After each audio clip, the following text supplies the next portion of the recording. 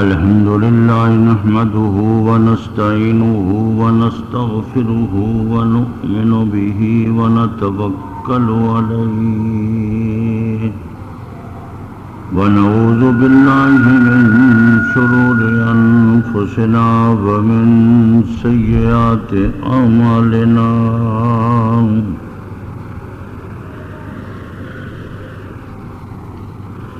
من يهده الله فلا مضل له ومن يضلله فلا هادي له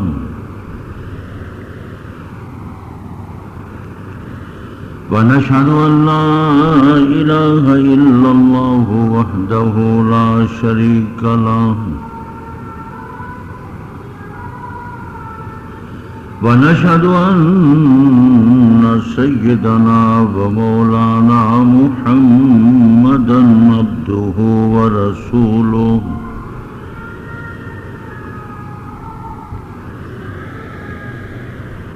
أما بعد فأعوذ بالله من الشيطان الرجيم بسم الله الرحمن الرحيم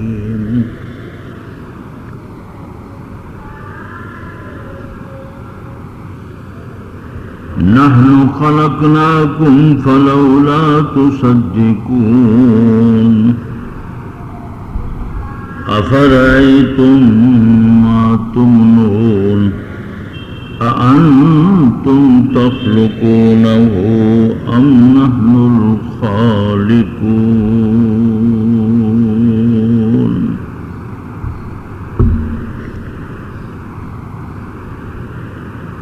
نحن قدرنا بينكم الموت وما نحن بمسبوقين ألا أن نبدل أمثالكم وننشئكم فيما لا تعلمون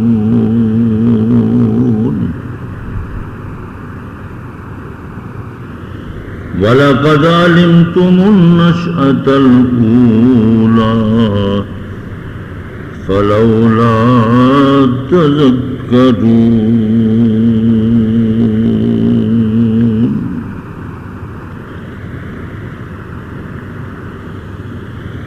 رَبِّ اشْرَحْ لِي صَدْرِي وَيَسِّرْ لِي أَمْرِي واحلل عقدة من لساني يفقهوا قولي سبحانك لا علم لنا إلا ما علمتنا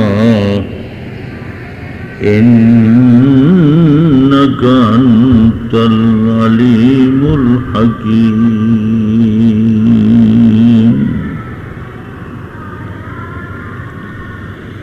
رب اشرح لي صدري ويسر لي أمري واحلل عقدة من لساني يفقهوا قولي سبحانك لا علم لنا إلا ما علمتنا إنك أنت العليم الحكيم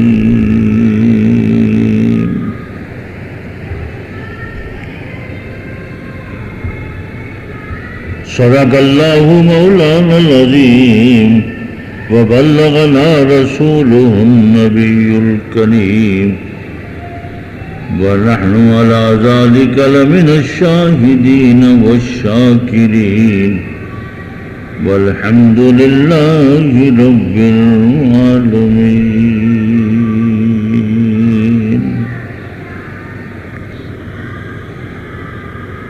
اللهم صل على محمد وعلى آل محمد كما صليت على إبراهيم وعلى آل إبراهيم إنك حميد مجيد اللهم بارك على محمد وعلى آل محمد كما باركت على إبراهيم وعلى آل إبراهيم إنك حميد مجيد.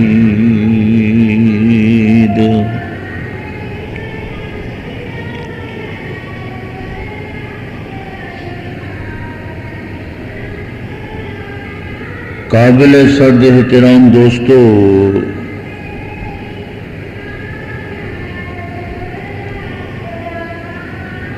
27واں پارہ سورۃ الواقعہ،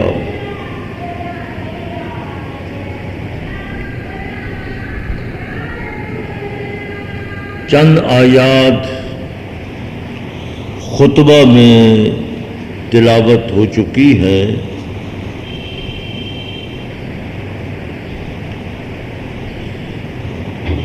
اللہ کا قرآن ہے، اللہ کا کلام ہے. قرآن و مجید، فرقان حمید.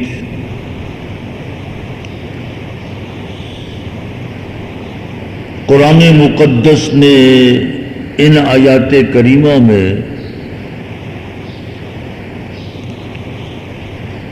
اللہ تبارک و تعالیٰ کی قدرتوں کو، اللہ تبارک و تعالیٰ کے مظاہر قدرت،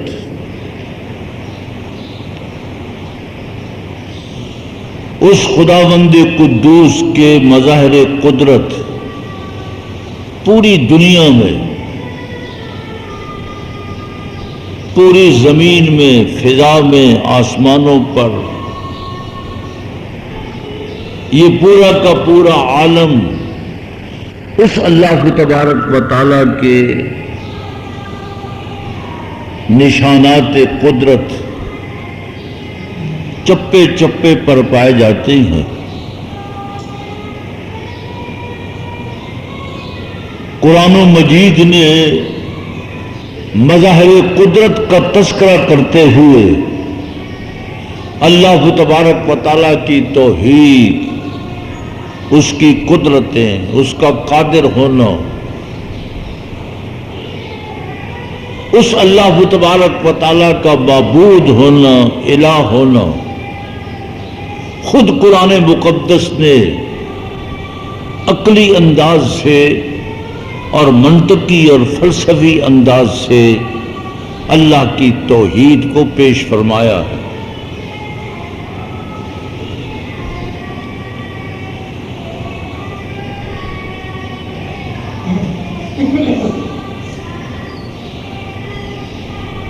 اس لیے سب سے پہلے اللہ تبارک و تعالیٰ کی ذات پر ایمان لایا جاتا ہے. آمنت باللہ، میں نے یقین کیا ہے اللہ پر، یعنی اللہ کی ذات پر، اس کی صفات پر. اللہ تبارک و تعالیٰ اپنی ذات میں، اپنی صفات میں تنہا ایک یکتا ہے.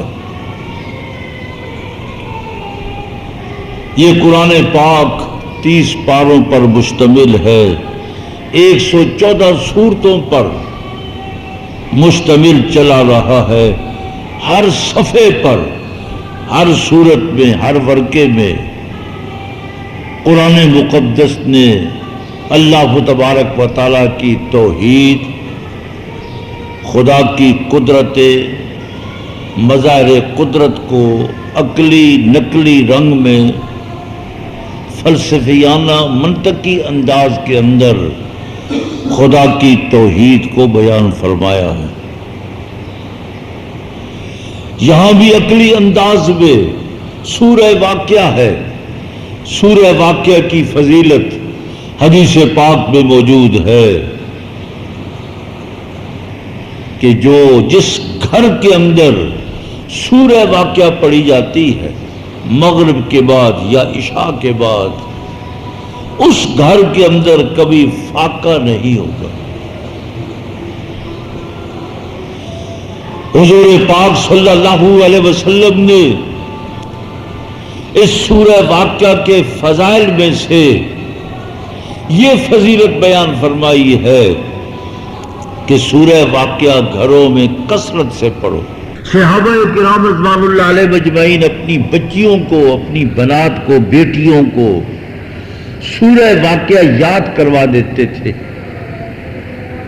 جب سورہ واقعہ 3 رکوع ہے یاد ہو تو عشاء کی نماز کے بعد گھر میں پڑھی جائے اور اس کی تلاوت ہو جائے، برکت ہی برکت۔